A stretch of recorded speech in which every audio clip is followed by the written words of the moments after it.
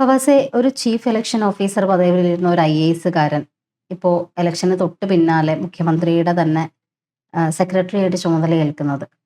അത് സംശയത്തോടു കൂടി ആളുകൾ നോക്കുന്നതിൽ തെറ്റ് പറയാൻ പറ്റുമോ? ഇപ്പൊ നമ്മൾ നോക്കുകയാണെന്നുണ്ടെങ്കിൽ 2 കാര്യങ്ങൾ നമ്മൾ നോക്കണം. ഒന്ന് ഈ പറഞ്ഞ പോലെ എന്താ പറയാ മനോജ് കുമാർ അഗർവാൾ ഒരു IAS ഉദ്യോഗസ്ഥനാണ്. അദ്ദേഹം ബംഗാളിൽ വർക്ക് ചെയ്ത ഒരാളാണ്. അദ്ദേഹം ഈ പറഞ്ഞ പോലെ എന്താ പറയാ ചീഫ് ഇലക്ടറൽ ഓഫീസറാണ്, ഇലക്ഷൻ കമ്മീഷന്റെ ആളാണ്.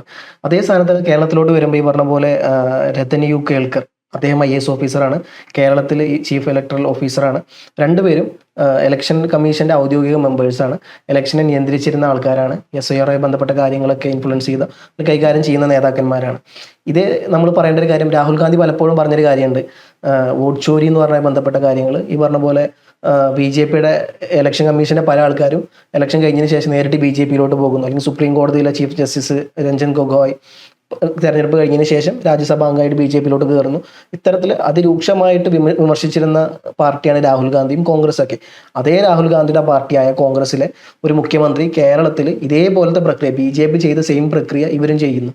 അപ്പം ഇതിനെ നമുക്ക് എങ്ങനെ കാണാൻ പറ്റും എന്നുള്ളതാണ്. നമ്മൾ നോക്കുകയാണെന്നുണ്ടെങ്കിൽ ബംഗാളിൽ ഏകദേശം 1 കോടി ജനങ്ങളുടെ വോട്ടാണ് അവിടെ ഇല്ലാണ്ടായത്. 1 കോടി ജനങ്ങളുടെ വോട്ട് ഇല്ലാണ്ടാവുന്നു. അതിൽ 34 ലക്ഷം ആൾക്കാർ അവരുടെ പ്രൂഫ് സഹിതം കൊടുത്തിട്ടും അവർ ഇതിലോട്ട് കയറ്റിയിട്ടില്ല, ഇലക്ഷൻ ലിസ്റ്റിലോട്ട് കയറ്റിയിട്ടില്ല. അത് മാത്രമല്ല, സാധാരണ ഒരു ലോക്സഭ ഇലക്ഷൻ നടക്കുമ്പോൾ ഏകദേശം 3000 കമ്പനി ഫോഴ്സാണ് വരാറുള്ളത്. പക്ഷെ ബംഗാളിൽ മാത്രം വന്നത് 2500 ആർമി കമ്പനി ഫോഴ്സാണ് വന്നത്. അപ്പം ബംഗാളിൽ രൂക്ഷം നമുക്ക് മനസ്സിലാവും എത്രത്തോളം ആയിരുന്നു എന്നുള്ളത്. അത് മാത്രമല്ല, അത് കഴിഞ്ഞതിന് ശേഷം രാഹുൽ ഗാന്ധി അതിന് മമതാ ബാനർജിനെ സപ്പോർട്ട് ചെയ്ത് പറയുന്നുണ്ട്. ഇതേപോലെ കാണാത്ത തരത്തിലുള്ള കാര്യങ്ങൾ. അപ്പം വോട്ട് ചോരിയുമായി ബന്ധപ്പെട്ട് രാഹുൽ ഗാന്ധി പല പ്രഖ്യാപനങ്ങളും പല ആരോപണങ്ങളും BJPക്കെതിരെ ഉന്നയിച്ചിട്ടുണ്ട്. BJP ഇലക്ഷൻ കമ്മീഷനെ പൈസ കൊടുത്ത് വാങ്ങുന്നു എന്നുള്ളതും, BJPയുടെ B ടീമാണ് ഇലക്ഷൻ കമ്മീഷൻ എന്നുള്ളതും, പല സാധനങ്ങളും ഇതേ സാധനമാണ് ഇപ്പൊ കേരളത്തിൽ നടന്നിട്ടുള്ളത്. അപ്പം രാഹുൽ ഗാന്ധിയുടെ ഒക്കെ മുമ്പോട്ട് വെച്ച ആ വാക്യങ്ങൾ എവിടെ പോയി എന്നുള്ളതാണ്. അതെ, തീർച്ചയായിട്ടും. ഇതിപ്പോ ഒരു ഇലക്ഷനെ കംപ്ലീറ്റ് ആയിട്ട് ഹോൾഡ് ചെയ്യുന്ന അല്ലെങ്കിൽ അതിനെ നിയന്ത്രിക്കുന്ന ഒരാളാണ്. അപ്പോൾ അത്തരത്തിലുള്ള ഒരാളെ നമ്മൾ ബംഗാളിലെ കാര്യത്തിലും നമ്മൾ ഈ ചർച്ചയിൽ പറഞ്ഞതാണ്. അങ്ങനെ ഒരാളെ ഈ ഒരു പദവിയിലേക്ക് വരുമ്പോൾ ഇതിനു മുന്നേ തന്നെ പ്രീ പ്ലാൻഡ് ആയിരുന്നു എന്നുള്ള രീതിയിൽ ഇപ്പോൾ ആം ആദ്മിനെ വീഴ്ത്തി ഇതിന്റെ ഒരു പ്രധാന പങ്ക് അങ്ങനെ ഒരു രീതിയിലും ചർച്ചകൾ വന്ന സമയത്ത് ഇപ്പൊ മുഖ്യമന്ത്രിയുടെ വിശ്വസ്തനായിട്ട് രത്തൻ ഖേൽക്കറിനെ പോലെ ഒരാള് ആ പദവിയിലേക്ക് വരും എന്നുള്ളത് ജനാധിപത്യത്തിന്റെ ഒരു വിശ്വാസത്തെ ചോദ്യം ചെയ്യൽ തന്നെയാണ്. അത് മാത്രമല്ല, ഇപ്പം നോക്കുകയാണെങ്കിൽ ഞാൻ ഇദ്ദേഹത്തെ പേഴ്സണലി കുറ്റം പറയുന്ന ഒരാളെന്നല്ല. കാരണം രത്തൻ യു കേൾക്കർ എന്ന് പറഞ്ഞാൽ നല്ലൊരു ഉദ്യോഗസ്ഥനാണ്. അദ്ദേഹം 2003 കേരള കേഡർ ഓഫീസർ ആയിരുന്നു. അതുപോലെ അതെ കണ്ണൂരിൽ കളക്ടറായിരിക്കും ഏറ്റവും നല്ല കളക്ടർ എന്നുള്ള പദവി ഏറ്റുവാങ്ങിയ ആളാണ്. മാത്രമല്ല ഇൻഫോ പാർക്കിന്റെ ചെയർമാനായിരുന്നു. ഇങ്ങനെ വ്യത്യസ്ത തലങ്ങൾ അദ്ദേഹത്തിന്റെ കഴിവൊക്കെ തെളിയിച്ചിട്ടുണ്ട്, അതിനൊന്നും എതിരല്ല. പക്ഷെ ഇത്തരത്തിൽ നിൽക്കുന്ന ഒരാൾ പെട്ടെന്ന് മാറിയിട്ട് ഒരു സംസ്ഥാനത്തിന്റെ രാഷ്ട്രീയത്തിന്റെ ഭരണ കാര്യങ്ങളിലോട്ട് ഇടപെടുമ്പോൾ, അങ്ങോട്ട് മാറുമ്പോൾ അത്രയും കാലം ഒരു നിഷ്പക്ഷമായി നിൽക്കേണ്ട ഒരു സംഘടനയാണ് അല്ലെങ്കിൽ ഒരു ഓർഗനൈസേഷൻ അല്ലെങ്കിൽ ഇൻസ്റ്റിറ്റ്യൂഷനാണ് ഈ പറഞ്ഞ പോലെ ECI, election commission of India. അവരുടെ കൈകാര്യം ചെയ്യുന്ന നേതാക്കന്മാർ ഇങ്ങനെ രാഷ്ട്രീയ പാർട്ടികളുമായിട്ട് അടുത്ത് നിൽക്കുമ്പോൾ സ്വാഭാവികമായിട്ടും ആർക്കും സംശയം തോന്നും. ഇതേ സംശയം മാത്രമല്ല രാഹുൽ ഗാന്ധി ഉന്നയിച്ചത് BJPക്കെതിരെ. അപ്പം BJPക്ക് ചെയ്യാമെന്നുണ്ടെങ്കിൽ എന്തുകൊണ്ട് ഞങ്ങൾ ചെയ്തുകൂടാന്നുള്ള രീതിയാണ് ഇപ്പോൾ കോൺഗ്രസും പോകുന്നത്. അങ്ങനെയാണെന്നുണ്ടെങ്കിൽ ഇവർ രണ്ടുപേരും തമ്മിൽ യാതൊരു വ്യത്യാസമല്ലല്ലോ. പക്ഷെ ഇവിടെയെന്ന് വെച്ചാൽ VD സതീശൻ ഇത്രയും നാൾ നമ്മൾ പ്രൈസ് ചെയ്ത് പറഞ്ഞുകൊണ്ടിരുന്ന ഒരു കാര്യം അദ്ദേഹത്തിന്റെ കൃത്യമായ കണക്കുകളായിരുന്നു. 100-ൽ പരം സീറ്റുകളും 12-ലധികം മന്ത്രിമാര് തോൽക്കും എന്നും കൃത്യമായിട്ടൊരു കണക്ക് അദ്ദേഹം പറഞ്ഞതും ഇപ്പൊ ഈ രത്തൻ കേൽക്കർ ആ സ്ഥാനത്തേക്ക് വരുന്നതും കൂടി കൂട്ടി വായിക്കുമ്പോൾ ആളുകൾക്ക് സംശയം ഉണ്ടാവുന്നത് സ്വാഭാവികമായിട്ടും ഉയർന്നു വരേണ്ട സംശയമാണത്. അത് തോന്നിയില്ലെങ്കിലേ അത്ഭുതപ്പെടാനുള്ളൂ. കൃത്യമായ കണക്കുകളാണ് അദ്ദേഹം കുറച്ച് നാളുകളായിട്ട് പറഞ്ഞുകൊണ്ടിരിക്കുന്നത്. അതെ, പാലക്കാട് ഇലക്ഷനിലായാലും നിലമ്പൂർ ഇലക്ഷനിലായാലും പിന്നീട് നടന്ന എല്ലാ ബൈ ഇലക്ഷനിലും ലോക്സഭാ ഇലക്ഷനിലും അദ്ദേഹം പറഞ്ഞത് കൃത്യമാവുന്നു. പല സ്ഥലങ്ങളിൽ ഇത്ര വോട്ട് വരെ അദ്ദേഹം പ്രവചിച്ചു പറഞ്ഞത് എക്സാക്ട്ലി അതേപോലെ വരുന്നു.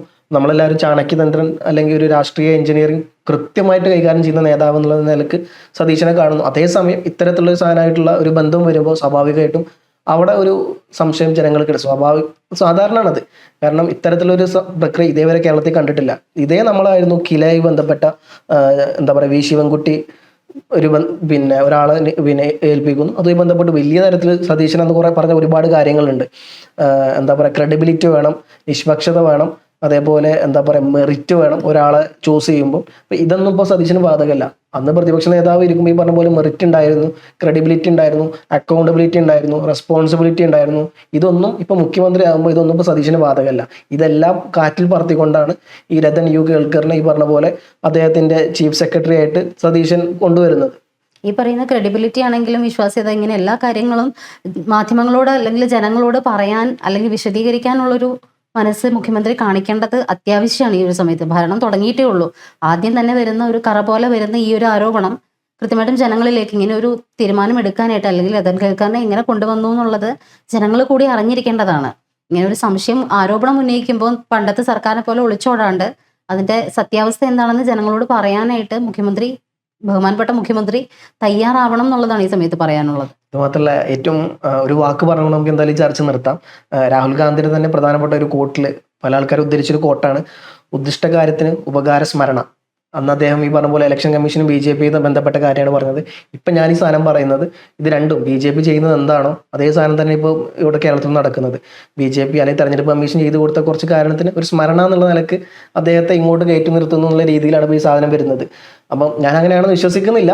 പക്ഷെ പറയേണ്ടത് അദ്ദേഹം തന്നെയാണ്, അത് അദ്ദേഹത്തിന്റെ റെസ്പോൺസിബിലിറ്റി ആണ്. കാരണം ഇത്തരത്തിലുള്ള ഒരാളവിടെ സെലക്ട് ചെയ്യുമ്പോൾ ആ ഒരു ഇൻസ്റ്റിറ്റ്യൂഷനെ വില ഇല്ലാണ്ടാവുമല്ലേ, അവരുടെ നിഷ്പക്ഷത ഇല്ലാണ്ടാവുകയാണ്. അപ്പം പ്രത്യേകിച്ച് എന്താ പറയാ, VD സതീശനെ പോലെ അത്യാവശ്യം വിവരവും വിദ്യാഭ്യാസവും കഴിവും പക്വതയും എല്ലാം തെളിഞ്ഞ ഒരാൾ ഇത്തരത്തിലുള്ള കാര്യങ്ങളിൽ നിന്ന് പുറകോട്ട് നിൽക്കണം എന്നാണ് എൻ്റെ പേഴ്സണൽ അഭിപ്രായം.